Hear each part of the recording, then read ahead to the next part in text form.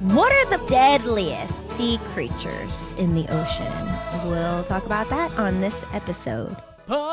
We get some rum and beer, expensive port in a reindeer, so you know we're gonna party till Welcome, Marine Conservation Happy Hour crew. I am so glad to be here. It's like coming back to home, right, Kraken? I mean, like, how many years have we been doing this? I don't even see our listeners' faces, but it just feels like always coming back to home no matter what chaos is happening in our lives. Absolutely, absolutely. And what are we on now? We're coming up to 700 episodes soon. Oh my God, what?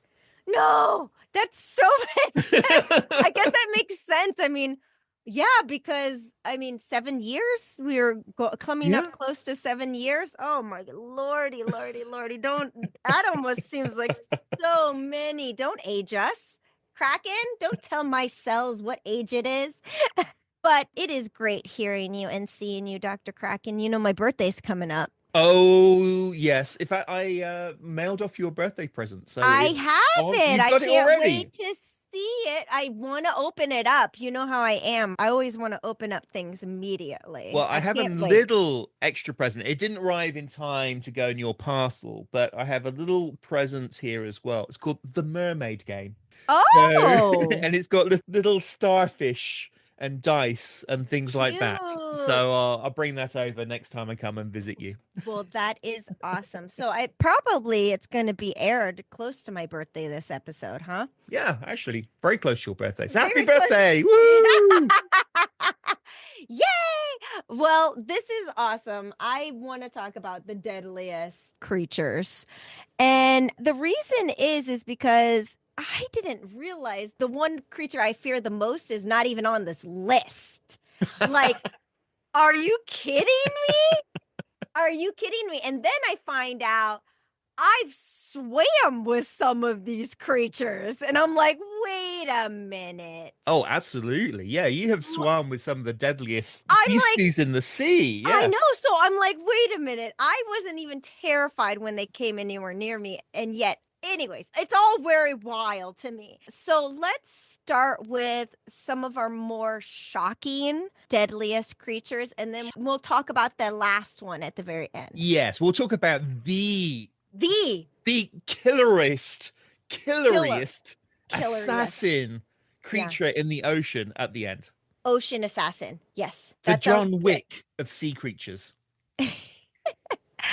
So, Kraken, you told me you had actually a healthy fear of one of these deadliest creatures when you were a kid. Now, tell us about that creature and tell us why you were so scared of it. Now, when I was a kid, I used to read these books by a guy called Willard Price. And they're about a couple of young lads who are kind of like the sort of Steve Irwins. These books were written in like the 1950s, 1960s. So they're a bit dated. But they were going around the world trying to collect species for zoos and aquariums. And there was a lot of information in there about conservation issues and things that were going on. And that's why I learned some of my earliest conservation knowledge. And I particularly like the ones that were in the ocean, unsurprisingly. In fact, there was a great one called Diving Adventure where they had like an underwater city, like the little Atlantis submersible pod. But there was one fish in there called the stonefish that absolutely terrified me because they said how it was really, really difficult to see and people would step on it. And it was such a painful poison that people would die and drown in agony from this. So I was absolutely paranoid about stepping on stonefish or fish that were underneath the mud. And I was even living in like the southwest of England. So we have like tube worms and things like that in our muddy beaches. And I go, it's a stonefish, I'm going to die. And it was like a clam. And of course, I didn't think, I was so young, I didn't realize, oh yeah, they're in the South Seas there, there in Asia. Those that don't know what a stonefish is, because I didn't know what a stonefish was. And I immediately think of something I can eat and put on my plate. You know what I mean? Like maybe a trout. I put on 14 pounds fish.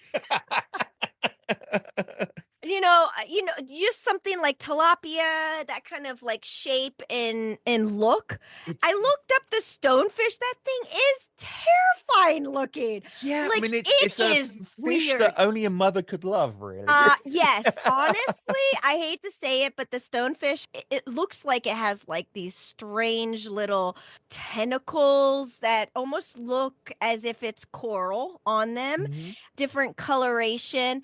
Kraken, I hate to say it, but it does kind of look like your untamed beard that needs It does. It it does. does. But I would be terrified if I saw something like that because But you wouldn't I see it wouldn't because it's recognize so it. I would not recognize it. you would not see it because it's so camouflaged. You wouldn't Yeah. know until you stood on it when you were on the Yeah. beach or when you were snorkeling, and Yep. then the agony hits you. So that terrifies me. Yeah, and Stonefish. so what you can go into cardiac failure. Oh yeah. I mean, paralysis and cardiac. That's scary. Now, here we are always scared of not stingrays. Yeah, stingrays because of Steve Irwin, poor Steve Steve Irwin. Irwin. There you Yeah. go. And we should be more afraid of something that will literally give you heart failure. Being scared, just deadliest. But there's more poisonous ones than the stonefish. The stonefish is particularly painful, but there are ones which are poison that will kill you even faster. Faster. But hold on, Kraken, before we jump into that, I didn't realize that the lionfish was very dangerous. Well, they And we are, swam with so many. We were actually killing them. We were trapping them. well, they are Ugh. poisonous, and people do, get their venomous spines in them. But the thing that makes lionfish so problematic is they are voracious eaters and they eat everything. I get that, They but they're also decimate the coral reefs. That's what they really makes them a problem. but they can also put us in paralysis. Oh yeah, which if you're and scuba diving, that's really bad. difficult breathing, and we were swimming with them. I'm like, are you kidding me? This is why I'm so shocked. One point in our time too, Kraken, we did see a yellow, what is it called? It's one of those snakes, Oh, the like sea sea snake. snake. We saw a yellow lip sea rat. Sea crate, Crate, yes. sea crate. Probably one of the most dangerous ocean encounters I've ever had was when I was diving and I came to the surface and everyone was freaking out on the boat because I had a sea snake that was wrapped around my No, breathing hose and it was no, like trying to mate with it or no. something, and everyone was freaking out on the boat pointing. And because they were pointing, I was like, wait, what's going on? I would put my hand back there right by its face. So it could have bitten me, and that made them scream and shout even more. So that is probably one of my closest encounters to a really, really deadly creature. Although sea snakes have got relatively small mouths, so they have to like bite you on your finger or in between your fingers to really get a good bite. They can't like get through a wetsuit or something like that. So you'd have to grab them or literally do what I did, pet them on their head as they're No, you trying to did mate not. with your No. having fun times with your Stop. breathing hose. Kraken, another thing that we've swam with, and now I kind of knew that they were toxic, but I didn't realize how bad it would be. The pufferfish and what it would do to a human. You kind of had to eat it though. It's deadly by sushi. That's what I thought too, right? So what if you poked yourself? Well, yes, that's true. The fugu, the really poisonous ones, which are a delicacy in In Japan. Japan, yeah. I mean, we've both been to Japan. In fact, in a place called Shimonoseki, there's fugu fish on their manhole covers, on their drains in the street. And they sell little fugu fish souvenirs and things like that. But the big thing is the poison gets concentrated in their livers.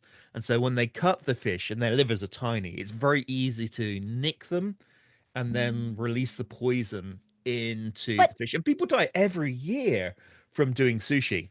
oh, well, Yeah, I mean, the spikes in general, like actually touching the spikes are deadly.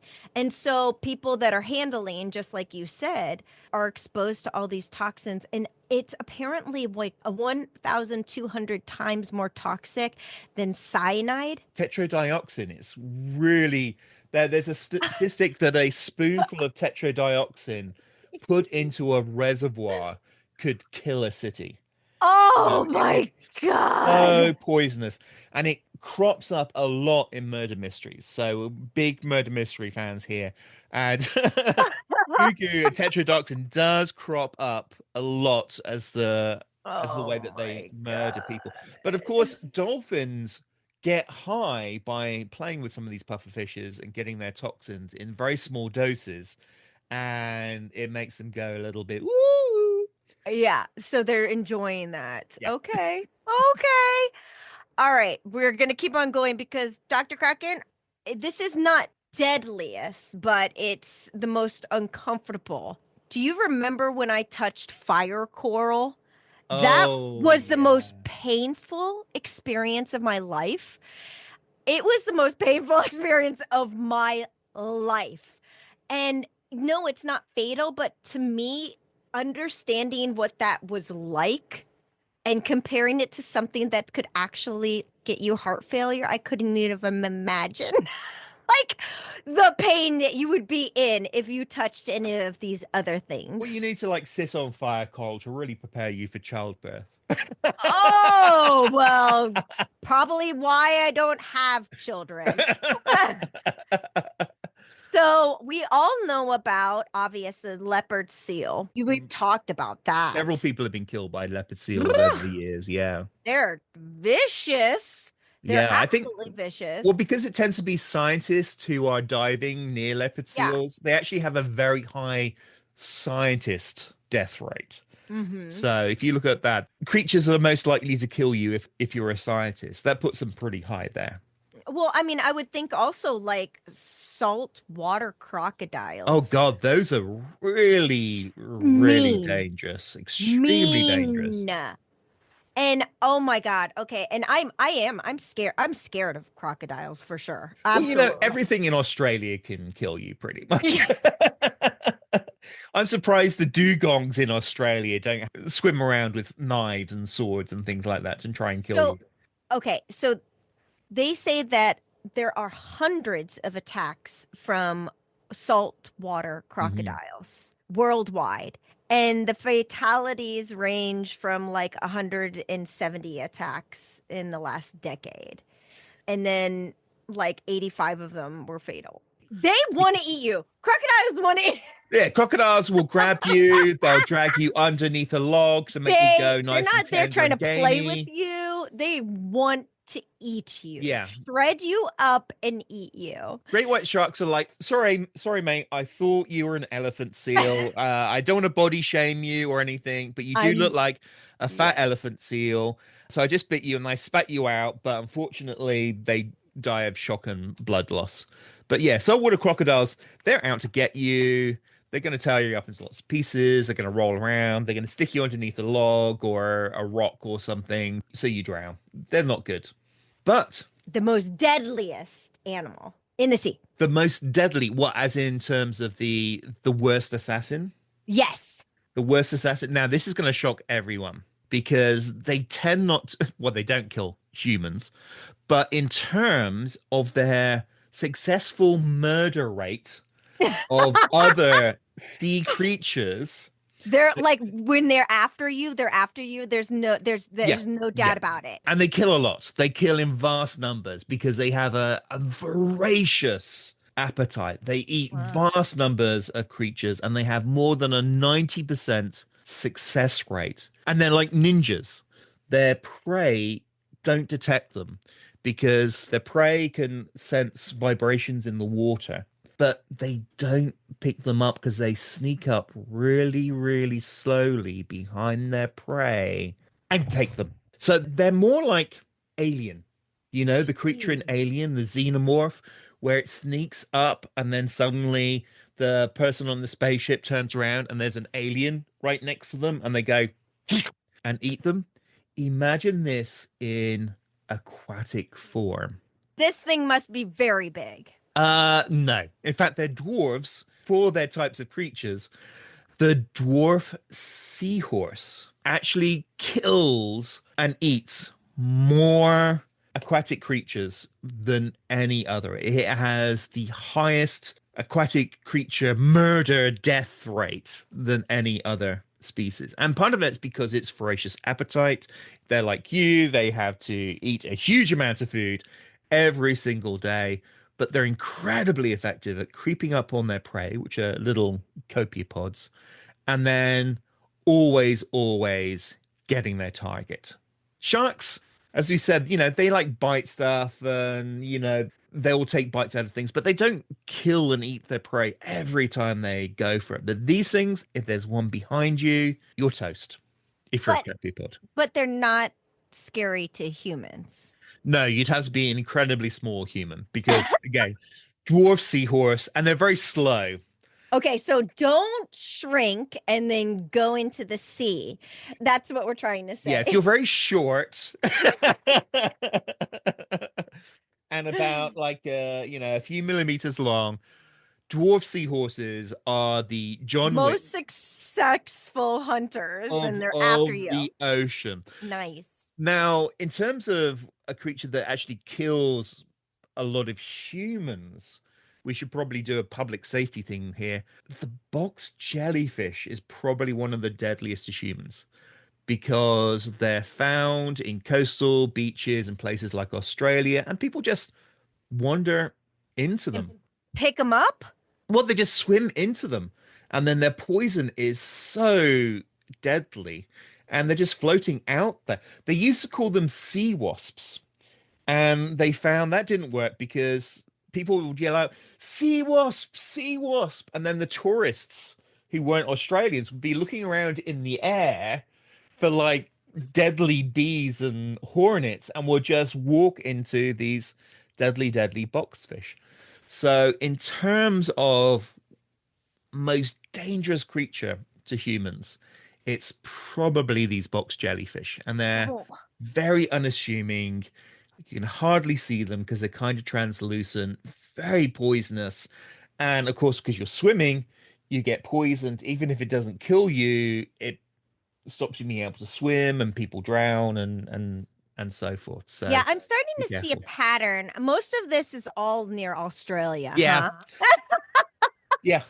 Oh my goodness. If you get touched by a box jellyfish, if you're not treated within 2 to 5 minutes, you can die. Yes. So they often have little stations on the beaches in Australia with box jellyfish solution, which I think it's like vinegar and a couple of other things as well that they pour on you to try and neutralize the poison. So it's like an antitoxin that you'll find on the beaches so you can squirt them. There's a myth that if you pee on people if they're being stung by jellyfish, it neutralizes it. Don't do that. I've been peed on so many times when I was a kid because I kept getting stung by jellyfish. I don't understand why they thought that was okay back in the day. It sometimes makes things worse. It makes things so much worse. I was screaming even more. Because depending on the species, just the movements of the pee causes more stingers to go. Sometimes it's the chemicals that cause them to go. So it can actually make things worse. Yeah. So yes, I said it. Everybody, I've been peed on. What a childhood. Anyways, that was a fun episode, Kraken. I appreciate that, especially after such a long week I've had. So this was really great to be here with you and our crew. So thanks everyone for listening, and please watch out for those seahorses. And thank you for being part of the Marine Conservation Happy Hour crew. Hey, Marine Conservation Happy Hour crew. Don't forget to hit subscribe and follow us for future episodes. And also, refer us. We'd love it. We would also like to hear from you, so please contact us on social media, or you can email us about a topic that you're interested in hearing about. If you're interested in sponsoring this podcast, or you would like us to come visit your science facility and do a live episode, email us at info@absolutelysmashingllc.com. This podcast was edited and produced by Absolutely Smashing. The music is produced by Jolly Shore Leave. Thank you again for listening, and we couldn't do this without you. Thank you so much for being part of the Marine Conservation Happy Hour crew.